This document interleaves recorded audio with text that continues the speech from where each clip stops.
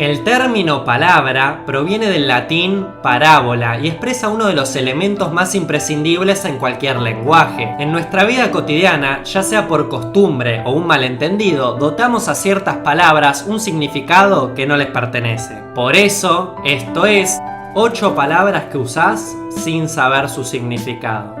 Uno de los ejemplos más difundidos es la palabra bizarro, que en lenguas como el francés o el inglés significa raro o extravagante, pero en español no. En nuestra lengua es valiente, generoso o espléndido. Como este, hay muchos ejemplos más, por eso ahora los vamos a analizar. Ojalá.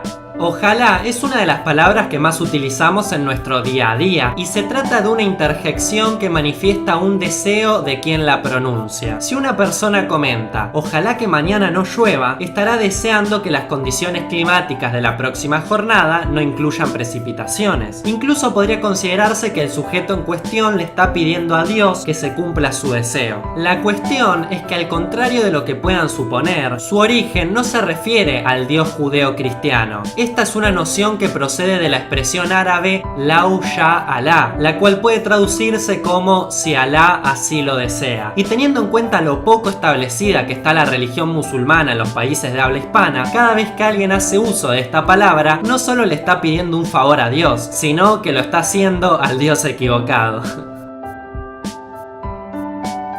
Aunque hoy nos parece que no hay nada más americano que llevar jeans o vaqueros, como el típico estereotipo de hombre libre americano, resulta que los vaqueros se inventaron en Europa y, sin saberlo, seguimos haciendo honor a su origen con el nombre que aún conservan. Los vaqueros son elaborados a partir de un algodón muy resistente teñido con colorantes naturales extraídos del tallo y las hojas de arbustos índigos. Fueron usados principalmente por esclavos y por la gente que participó de la fiebre del oro del siglo XIX.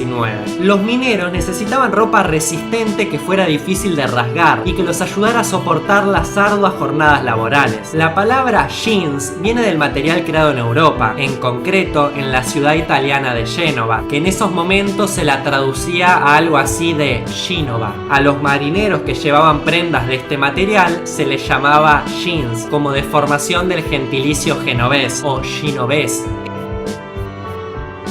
El whisky no solo es una de las bebidas alcohólicas más populares del mundo, sino también una bastante antigua, creada hace más de 600 años en Europa.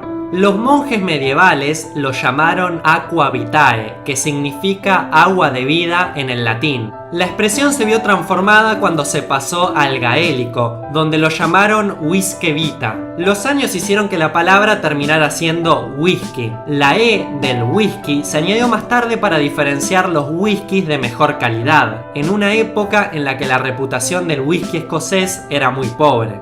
Por esto, las destilerías irlandesas y americanas añadieron esa E para diferenciar su producto y mirar por encima del hombro a los de menor calidad. En algunos países sudamericanos, la palabra whisky sirve también para hacer sonreír en una foto, al igual que en inglés se utiliza cheese o en español de España, patata. Trivial o trivialidad es una palabra que comúnmente se usa para definir algo que no tiene importancia, trascendencia o interés, y se puede escuchar en frases como no te preocupes por un problema tan trivial como ese, aunque originalmente tenía un significado bastante diferente.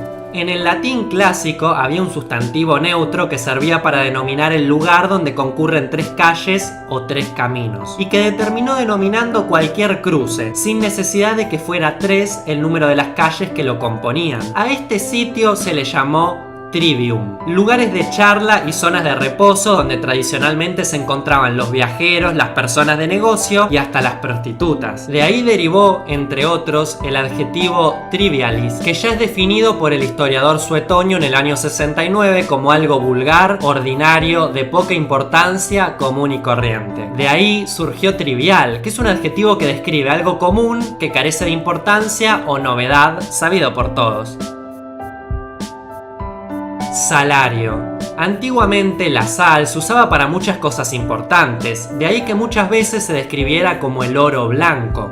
Se podía usar para curar heridas, para conservar alimentos y como forma de pago en Grecia y Roma. Desde el antiguo imperio egipcio a los trabajadores se les pagaba con sal, gracias a la cual se podía conservar la comida en un momento en el que no existían ni los frigoríficos ni los congeladores. De ahí es que varios habrán oído hablar de la carne en salazón. Tarde, en el Imperio Romano, se siguió usando esta forma de pago y rápidamente se adoptó el nombre salario para lo que recibían los trabajadores al final del mes trabajado, término que seguimos usando hasta hoy en día. No sé si se dieron cuenta que hay una costumbre con la sal. Por ejemplo, si alguien en la mesa me pide sal, yo no se la puedo pasar y entregar en su mano, porque es de mala suerte. Yo lo que debería hacer es agarrar la sal, acercársela hasta donde está la persona y ponerla en la mesa. De ahí la persona agarra la sal y bueno, la usa. ¿Por qué se dio esto? ¿Por qué es que creemos que da mala suerte pasar la sal de mano en mano? Bueno, es justamente por lo que pasaba en Grecia y en Roma. Si tu jefe te pasaba la sal a fin de mes y vos la agarrabas y se te resbalaba y se caía un poco de sal, o a tu jefe se le caía, había discusiones y había problemas, porque está en decidir, vos me pasaste mal la sal o yo la agarré sin muchas ganas. Entonces siempre se generaban este tipo de complicaciones, por lo que los jefes optaron en agarrar la sal, ponerla en la mesa y que después el trabajador agarre la sal, ya que si se le caía iba a ser problema de él. Como siempre digo, me parece interesante que sepamos estas cosas porque ahí recae la mediocridad. Si nosotros simplemente decimos no me pases la sal en la mano porque da mala suerte, no estamos viendo el panorama completo. Y antes sí, te podía doler que se te caiga la sal, o sea, estabas perdiendo parte de tu sueldo, pero ahora con un sueldo podés comprar toneladas de sal. Por eso creo conveniente buscar el origen de cada cosa y por eso hice este video, para que sepamos por qué hacemos lo que hacemos.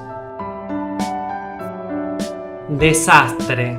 La palabra desastre es otra proveniente del francés, desastre, y esta, a su vez, del antiguo italiano, disastro, que originalmente viene del griego, dis, prefijo peyorativo, y aster, estrella, que viene a ser mala estrella, o mejor dicho, una desgracia. Los griegos antiguos estaban fascinados por el cielo y la astronomía, y creían firmemente en la influencia de los astros en los acontecimientos de la vida de los seres humanos. Sostenían que la posición de los astros en el momento exacto del nacimiento de una persona y sus movimientos posteriores reflejaban el carácter de la persona y por lo tanto su destino, algo así como el horóscopo. Y usaban esta palabra para quejarse de las inclemencias del tiempo o de las posiciones desfavorables de los planetas, y cómo éstas repercutían en la vida del día a día de los griegos antiguos. Básicamente decir desastre es como decir, la puta madre, esa estrella no estaba alineada con ese planeta, la con...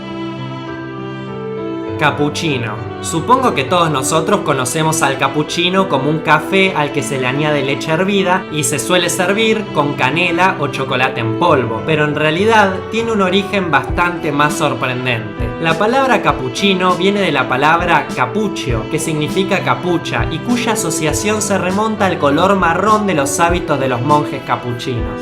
Una rama de los franciscanos reorganizada entre 1495 y 1552. El color de sus túnicas fue probablemente la razón por la que este nombre ha servido para bautizar este tipo de café tan popular. Por primera vez marrón y no negro. La primera mención del nombre de esta especialidad cafetera tuvo lugar en 1790 en Viena, Austria. Un francés lo registró en Venecia en 1937 y la receta actual se ha ido perfeccionando desde mediados del siglo XX gracias a la influencia de las máquinas de café modernas. Antes, por ejemplo, en la receta original se hacía con claras de huevo batidas, pero hoy por hoy un capuchino se compone de espresso y leche, y se sugiere que no debería tomarse después de la comida según las costumbres gastronómicas italianas. En el saber popular, la palabra ocioso sea quizás la madre de todos los vicios y la hayas escuchado en más de una ocasión. Como cuando tus papás te cagan a pedos por estar mirando videos de YouTube todo el día. En la actualidad, ocioso se usa para describir una persona que no trabaja o que no tiene ocupaciones u obligaciones. También se utiliza de un modo despectivo para indicar que algo es inútil, no es productivo o simplemente no tiene provecho.